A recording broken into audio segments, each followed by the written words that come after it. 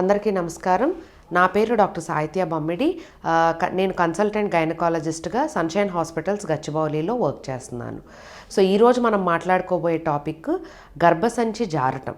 So ఈ గర్భసంచి జారటం అంటే ఏంటి, ఇది ఎందువలన వస్తుంది, ముఖ్యంగా దీనికి గల కారణాలు ఏంటి, ఇది అవాయిడ్ చేయటానికి మనం ఏమేమి చర్యలు తీసుకుంటే దీన్ని మనం అవాయిడ్ చేయొచ్చు, ఒకవేళ వస్తే దానికి గల చికిత్స ఏంటి, వీటి గురించి మనం డీటెయిల్డ్గా మాట్లాడుకుందాం.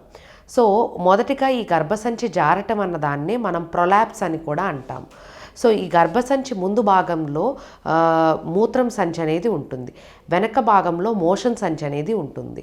ముఖ్యంగా ఇది ఎందువలన వస్తుంది అంటే ప్రొలాంగ్డ్ లేబర్, అంటే నార్మల్ డెలివరీకి ప్రయత్నిస్తున్నప్పుడు ఎక్కువసేపు కనుక ఈ పెయిన్స్లో ఉన్నప్పుడు, అంటే యూజువల్గా ఈ నార్మల్ డెలివరీలో వచ్చేటప్పుడు పెయిన్స్ వస్తుంటాయి కదా.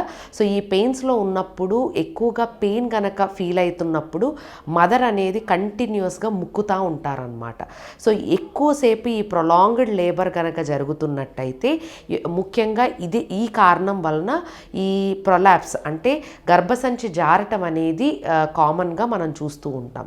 అలా కాకుండా 4-5 డెలివరీలు, 6-8 డెలివరీలు, అంటే 3-4 కన్నా ఎక్కువ డెలివరీలు కనుక ఉన్నట్టయినా కూడాను కింద భాగం అంటే మానం ఉన్న భాగంలో అక్కడ మజిల్స్ అనేవి టార్న్ అయిపోవడం వలన, యూజువల్గా దానికి తగిన సపోర్ట్ లేకపోవటం వలన గర్భసంచి అనేది కిందకి జారటం అనేది జరుగుతుందన్నమాట. సో ఈ గర్భసంచి జారేటప్పుడే ముందుగా అంటే ఎదురుగా ఉన్న ఆ మూత్రం సంచి జారటము, వెనక భాగంలో ఉన్న మోషన్ సంచి కూడా జారటం వలన దానితో అసోసియేటెడ్ సిమ్టమ్స్ అనేది మనం ఎక్కువగా చూస్తూ ఉంటాం. అంటే యూరిన్ తెలియకుండా పడిపోవటము, దగ్గుతున్నా తుమ్ముతున్నప్పుడు కూడాను యూరిన్ మూత్రం అనేది పడిపోవటము, మోషన్ అనేది గట్టిగా రావటము, లేదంటే తెలియకుండా మోషన్ పడిపోవటము, ఇలాంటి సమస్యలతో ఎక్కువగా ఆడవాళ్ళు అనేది బాధపడుతూ ఉంటారు ఈ ప్రొలాప్స్ వస్తున్నప్పుడు. సో ఈ ప్రొలాప్స్ రాకుండా మనం ఏమేమి చర్యలు తీసుకోవచ్చు అని అంటే పెయిన్స్ వస్తున్న ముందు నుంచే, అంటే ఎర్లీ టైం నుంచే మొక్కటం అనేది చేయకూడదు. అది మొదటిగా అవాయిడ్ చేయాల్సింది. అంటే అది చేయకుండా ఉండటం వలన కొంతవరకు ఈ గర్భసంచి జారటం అనేది అవాయిడ్ చేయొచ్చు. అండ్ అంతేకాకుండా డెలివరీ తర్వాత కొన్ని ఎక్సర్సైజెస్, అంటే పెరీనియల్ మజిల్స్, అంటే ఆ కింద మానం భాగంలో ఉండే మజిల్స్ అనేది టాట్గా ఉండటానికి కొన్ని ఎక్సర్సైజ్ అనేది మీరు ఆబ్స్టెట్రిషియన్ కనుక అంటే మీ గైనకాలజిస్ట్ని సంప్రదించినట్టయితే వాళ్ళు కొన్ని ఎక్సర్సైజెస్ అనేది చెప్తారు.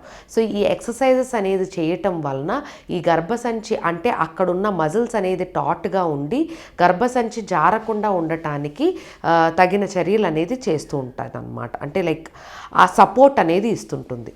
అలా కాకుండా 7-8 డెలివరీలు, 6-7 డెలివరీలు, అంటే 4 కన్నా ఎక్కువగా ఉన్న డెలివరీలు కనుక ఎక్కువగా ఉన్నా కూడాను ఈ గర్భసంచి జారటం అనేది జరుగుతుంది. సో 1-2 డెలివరీల కన్నా ఇంకా అంతకన్నా ఎక్కువగా డెలివరీలు అయినప్పుడు కూడాను ఈ గర్భసంచి జారటం అనేది జరుగుతుంది. సో ఈ కీగిల్స్ ఎక్సర్సైజెస్ చేయటం వలన కొంతవరకు ఈ గర్భసంచి జారటం అనేది మనం అవాయిడ్ చేయొచ్చు అనమాట. సో ఈ గర్భసంచి జారినప్పుడు మనం ఏం చికిత్స చేసుకోవాలి? యూజువల్గా ఈ గర్భసంచి జారినప్పుడు 1-2 అంటే మేము ఈ జారటం అనేది స్టేజెస్ కింద డివైడ్ చేస్తాం. Stage 1, stage 2, stage 3, stage 4. Stage 1 and 2ని ఎర్లీ స్టేజ్ కిందను, స్టేజ్ 3 and 4ని లేట్ స్టేజ్ కిందను మేము పరిగణిస్తామన్నమాట. ఈ ఎర్లీ స్టేజెస్తో ఉన్న వాళ్ళల్లో ఏంటి అంటే ఆపరేషన్ చేయకుండా యూజువల్గా వాళ్ళకి పెసరీస్ అని కానీ లేకపోతే ఈ కీగిల్స్ ఎక్సర్సైజెస్ అనే దాన్ని బట్టి కొంతవరకు ఇది ఇంకా అంటే జారకుండా ఉండటానికి మనం కొన్ని జాగ్రత్తలు తీసుకోవటం వలన లేటర్ స్టేజ్కి వెళ్లకుండా మనం కాపాడుకోవచ్చు.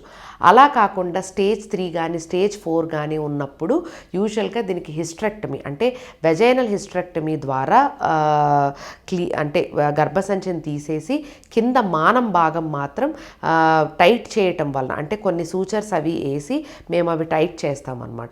సో దానివలన ఏంటి అంటే గర్భసంచి అనేది అంటే ఆ మానం భాగం లూజ్గా ఉండకుండా అంటే హస్బెండ్తో కలిసేటప్పుడు ఇబ్బందిగా ఉండటము, ఇలాంటి ఇబ్బందులు ఎక్కువగా వాళ్ళకి ఎదురవుతూ ఉంటాయి. సో అవి అవాయిడ్ చేయడానికి యూజువల్గా మేము hysterectomy with perennial floor repair అని అంటాం. సో ఆ పెరీనియల్ మజిల్స్ అన్నిటిని మేము మంచిగా గట్టిగా కుట్టడం వలన మళ్ళీ ఈ ప్రొలాప్స్ రాకుండా కూడాను మనం అవాయిడ్ చేయొచ్చు. సో నేను ఈరోజు చెప్పిన టాపిక్ మీకు ఎంతగానో ఉపయోగపడుతుందని ఆశిస్తూ సెలవు తీసుకుంటున్నాను. నమస్కారం.